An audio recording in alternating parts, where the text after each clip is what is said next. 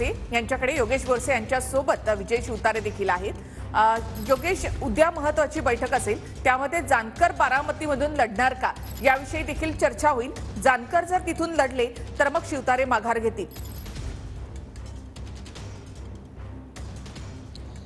निश्चितच ज्या पद्धतीने उद्या अजित पवारांनी पुण्यात बैठक बोलावलेली आहे, ज्या बैठकीला अजित पवार गटाचे सर्व आमदार, खासदार, मंत्री हे उपस्थित असणार आहेत आणि या बैठकीमध्ये महादेव जानकर यांना बारामतीतून उमेदवारी द्यायची का या संदर्भात सुद्धा चर्चा होण्याची शक्यता आहे। मात्र आता आपल्या सोबत विजय शिवतारे आहेत, जे गेल्या काही दिवसांपासून बारामती लोकसभा मतदारसंघाचा दौरा करतायत आणि आज सुद्धा ते या ठिकाणी भेटीगाठी घेताना आपल्याला पाहायला मिळतात आणि बारामती लोकसभा मतदारसंघात अपक्ष निवडणूक लढवणार अशा पद्धतीचं त्यांची भूमिका त्यांनी यापूर्वीच जाहीर केलेली आहे।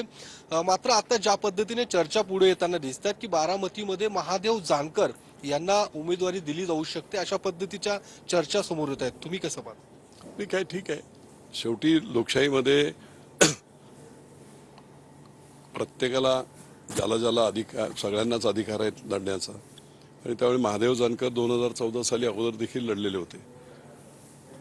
पण मला कळत नाही, मला थोडं आश्चर्य वाटते की एका बाजूने एक प्रचार चालू होता सुनेत्रताईंचा आणि अचानकपणे महादेव जानकर नाव का येते याचं आश्चर्य। पण ठीक आहे, शेवटी कोण ना कोणतरी लढणारच आहे ना। मी जनतेच्या जीवावर आणि जनतेच्या विश्वासावर, मी जनतेचा प्रतिनिधी म्हणून उभा आहे। विजय शिवतारे नाव महत्वाचं नाही, कॉमन जनता, जी पवार विरोधी जनता या संपूर्ण बारामती लोकसभा मतदारसंघात आहे, त्यांचं प्रतिनिधित्व मी करतोय। पण महादेव जानकरांना जर उमेदवारी दिली तर तुम्ही थांबणार का? तुम्ही निवडणूक लढवणार की माघार घेणार या सगळ्याच्या? मला वाटतं ते डोनाल्ड रेगन वगैरे आणखी जरी कोणाला घेऊन आले ना तरी विजय शिवतारे लढणार।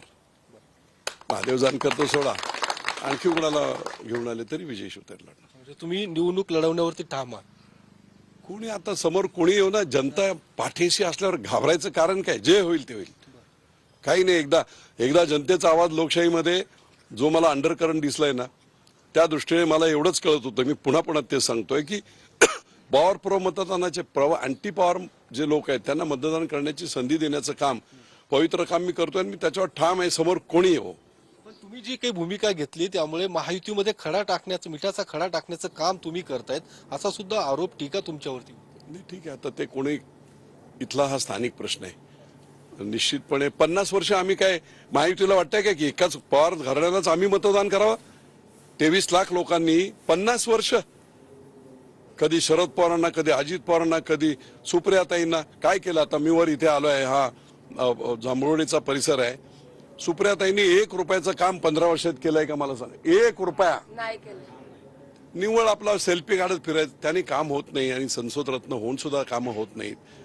तुम्हाला तळागाळात लोकांचे प्रश्न सोडून मी म्हणतो चला फंड नको, पण सुप्रियाताईंनी या मतदारसंघात असणारे प्रश्न, उदाहरणार्थ आता पुरंदरचं गुंजवणी, या गुंजवणीच्या संदर्भामध्ये त्यांची सत्ता असताना, इतर वेळी सोडा, महाविकास आघाडीची सत्ता असताना, मुख्यमंत्री असताना, उपमुख्यमंत्री त्यांचे बंधू असताना, गुंजवणीचा प्रकल्प पूर्ण करण्यासाठी पाईपलाईन 550 कोटीची येऊन पडलेली आहे। लेईंग करत पाणी आतापर्यंत आलं असतं संपूर्ण।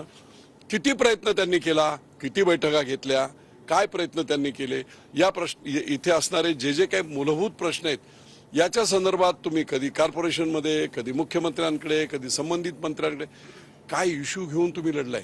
विमानतळ आमचं जे एका ठिकाणी होतं ते शिफ्ट केलं, काय